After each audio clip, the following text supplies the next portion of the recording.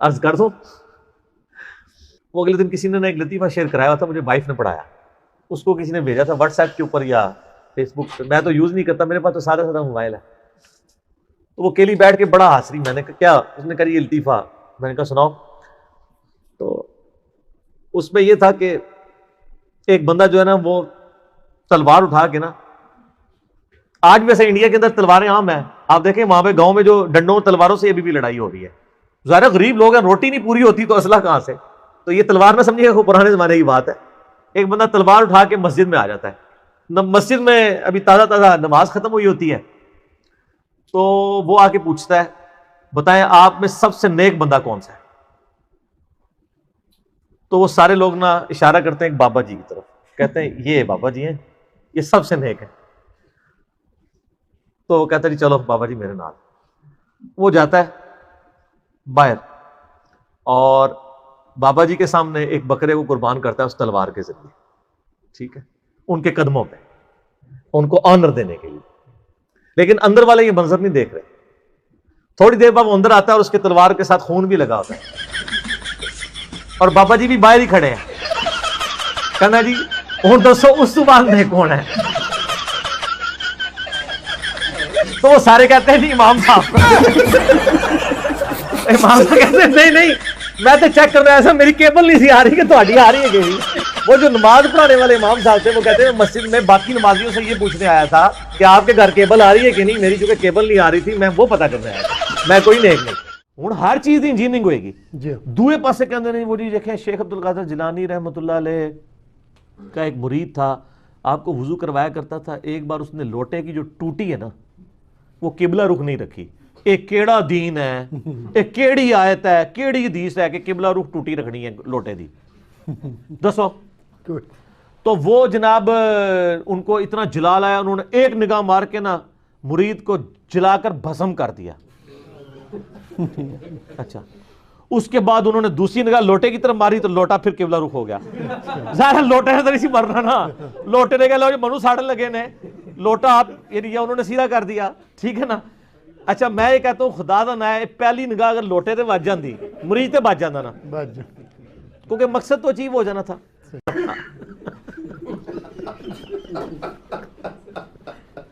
یہ بریلویوں کی بھی بانچیں کھل گئی ہوں گی. سر تواڈے امام صاحب نے تو پوری کتاب لکھی ہے مذہب بریلوی صاحب نے، زمین ساکن ہے،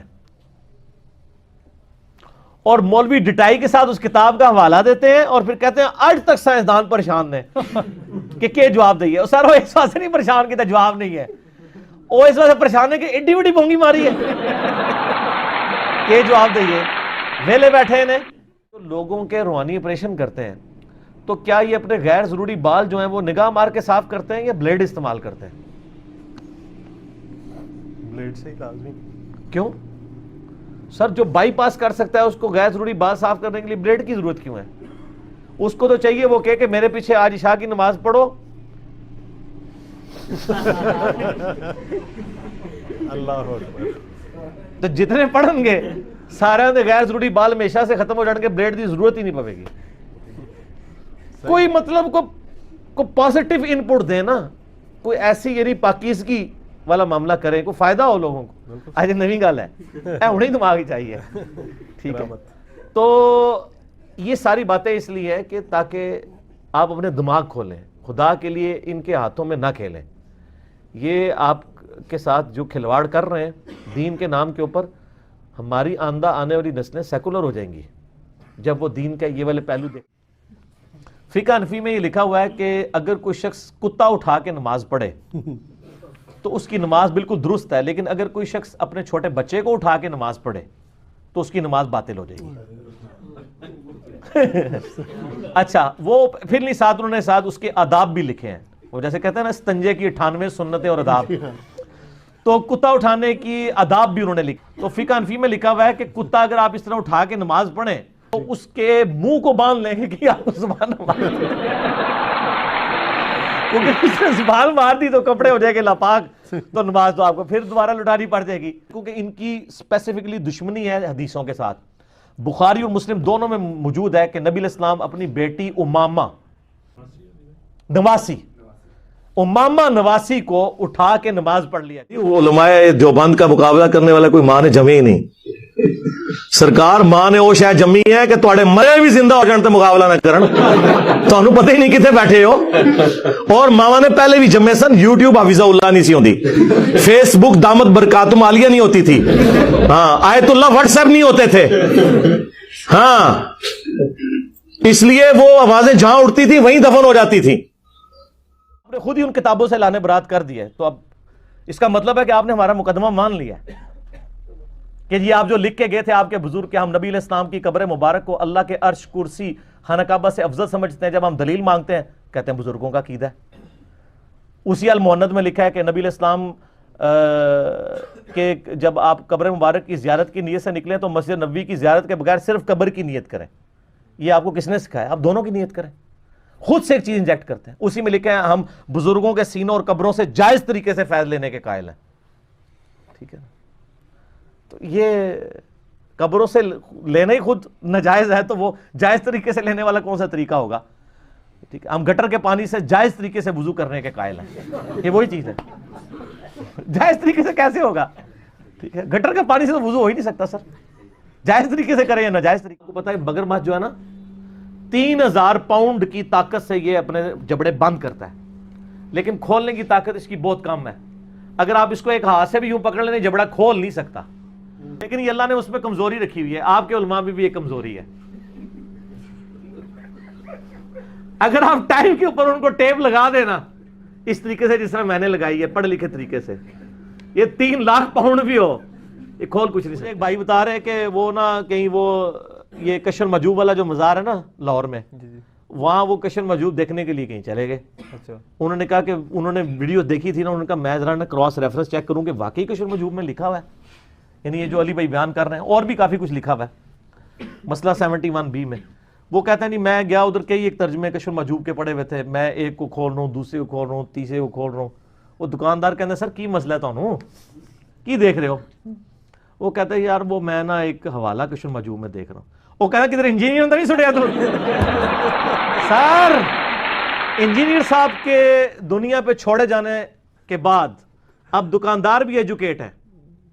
وہ کہتے ہیں ہاں یار وہ تو باقی وہ ویڈیو وچ انہیں حوالہ بیان کیتا ہے, تو تو بیچ رہے کیوں ہے ان تک کشر مجوب؟ پھر تنوں نہیں پتا اتنے ہی ڈرے ہوئے, لیکن بیچنا نہیں بند کر رہے سر. کہانیاں چل رہی ہیں, ایک ٹکٹ میں کئی مزے چل رہے ہیں. لوگ پھر حضرت عمر بھی پیدا ہو جاتے ہیں, میں بتاؤں ہر جگہ. ایک دن میں فجر کے وقت آیا نا, تو فجر کی نماز شروع ہونے لگی نا, تو ایک وہاں کے ملک صاحب بڑے تھے, 6-6.5 فٹ قد, یہ ان کی جان. اور وہاں ہر علاقے میں ذرا مال والے بھی اور روب والے لوگ بھی ہوتے ہیں نا. اسی دیوبندیوں کی مسجد میں جس کے مفتی نے مجھے نکالا تھا, نماز میں نیت کرنے لگا, مجھے کہتا ہے آج میں بھی آمین کہنی ہے, تو دبا کے اچھی آمین کہنی ہے. لیکن میں تو ذرا جذباتی نہیں ہوتا, میں نے تو اتنی کہنی تھی نا جتنی کہنی تھی. ہوا کیا کہ جب وہ امام نے قرات شروع کی نا, تو امام جب پہنچا نا غیر المغضوب علیہم, ابھی ولضالین اس نے کہا نہیں تھا, تو اس نے کہا آمین. اچھا ظاہر ہے بیچارہ پہلی بار کہہ رہا تھا, وہ تو اس نیت سے کھڑا تھا کہ آج میں نے آمین اونچی کہنی. جب اس نے آمین کہا امام صاحب قرات ہی بھول گئے. انہوں نے پہلی سورت شروع کی لی الاف قریش, وہ بھول گئے. پھر انہوں نے الم تری کیف فعل, وہ بھول گئے. گھبرا گئے. سر ان مولویوں نے کبھی سوچا تھا کہ ہمیں بھی کوئی چیلنج کرے گا اس سسٹم کو؟ یہ تو بڑے بڑے بدماش بن کے بیٹھے ہوئے تھے, یہ ان کے قلعے تھے, ان کو کون للکار سکتا تھا؟ اچھا جی, دوسری رکعت میں بھی اس نے بڑی مشکل سے, اور اس آواز بالکل بیٹھ گئی جیسے وہ مردہ ہو گیا, بالکل قرات بھی بھول گیا. الحمدللہ رب العالمین الرحمن, اس طرح اس نے قرات کی. اچھا یار جسے کو ہارٹ فیل ہو جاتا ہے, کسی کو ہارٹ اٹیک ہو جاتا ہے. اچھا اب میں نے کہا یا اللہ مارے گئے, آج میری شامت آ جڑی ہے.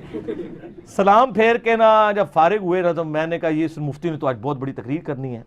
جیسے ہی اس نے سلام پھیرا نا, وہ بندہ دوسری صاحب میرے ساتھ کھڑا تھا نا, وہ پرنا ایک ساتھ اپنا تولیہ بھی ساتھ لے کے آتا ہے, اس نے تولیہ ایسے ادھر رکھا, سلام پھیرتے ہی نا ایسے کر کے کھڑا ہو گیا, مولوی کی طرف منہ دے کے. بس ایڈی کو جناب علمی کتابی تے مجاہدے ملت ہوندے نے. وہ کوئی غریب آدمی نہیں تھا, وہ ملک تھا وہاں کا. اس نے اشارہ بھی کیا بول, تو نہ پھر وہ حدیث بول سکیا نہ کوئی گل, چپ ہی کر گیا. اس نے ٹاپک ہی نہیں ڈسکس کیا.